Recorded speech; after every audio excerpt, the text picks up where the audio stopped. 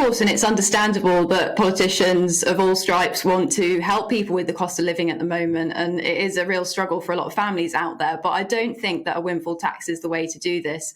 I mean, Labour initially proposed this back in January, and at the time they said it would raise £1.2 billion. Now, that does sound like a lot of money, but when you spread that across all the households in the UK, that's only about £43 per household. So it's not actually going to do that much to help cut the cost of energy at the moment. I think now they're saying it's about £3 billion because of the rising price of energy and the amount that the companies have been taking.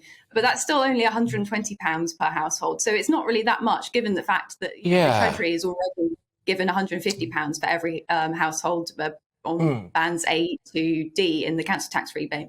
Yeah, I see. I'm very conflicted about this, okay, because on the one hand, I'm like, well, okay, I mean, I suppose even if it is just 48 quid or whatever you said, I suppose it's 48 quid they didn't have before. And, you know, maybe that's, I don't know, a week's shopping somewhere for someone, which in these particular times is nothing to be sniffed at. But then at the same time, I'm very uncomfortable about the idea of retrospectively taxing someone or retrospectively reaching into someone's, you did very well last year. Right, unprecedentedly so, and so we're now kind of going to reach into your bank account and take it out of you, and that seems a bit. I mean, I wouldn't like that if someone did that to me. You know what I mean? I mean, although HMRC does have an absolutely cracking go on it, but I mean, this is a problem for me, I think.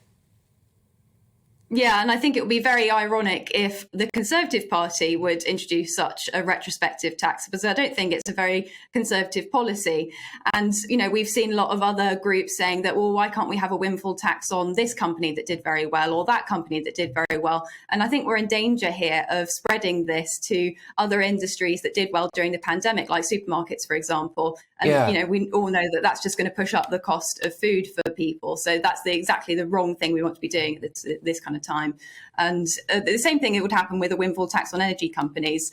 Investment would they wouldn't be able to invest in green energy, which is what we want going forward. If, you know, we're going to see energy prices going up, we want something that is more sustainable and renewable. So we want these companies to be investing in renewable energy. But if they're being taxed, they're not going to have as much money to invest in that. So it's going to actually hurt consumers in the long run. Yeah, then again, just to play devil's advocate here, I suppose the flip side of it is that these are, I mean, the numbers, the scale of the numbers that these companies deal in is insane. I couldn't even literally write it down. I wouldn't have enough space on a piece of paper to deal with the kind of numbers that they're putting out now. So, you know, they can afford to pay a bit more, can't they? I mean, at the end of the day, they are profiting now off people's misery, aren't they?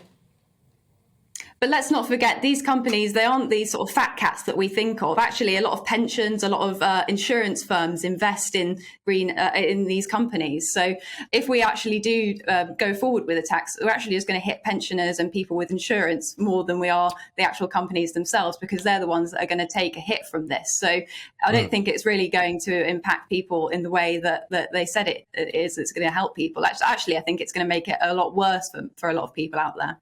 Yeah, I can believe that completely. I mean, what is the answer? I'm not expecting you to solve all the world's problems here, by the way, Danielle, but I mean, what is the answer? Because, I mean, obviously you represent taxpayers, which is great, and you guys at the Taxpayers Alliance do a huge amount of very, very good work exposing essentially wasting of taxpayers' money.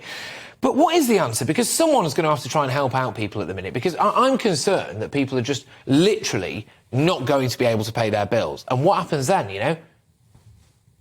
Yeah, well, let's not forget that the Treasury has taken a record tax take this year. So it's not like they don't have the headroom to actually go out and do something to make a change and help people. And what we're suggesting is that the planned income tax cut that the Treasury want to do in 2024, we say bring that forward, bring that to October in the next budget, and actually help people with the cost of living at the moment. Because the biggest bill that a family will pay in the entire year is their tax bill. Those on the lowest incomes are going to pay over half of their income in tax.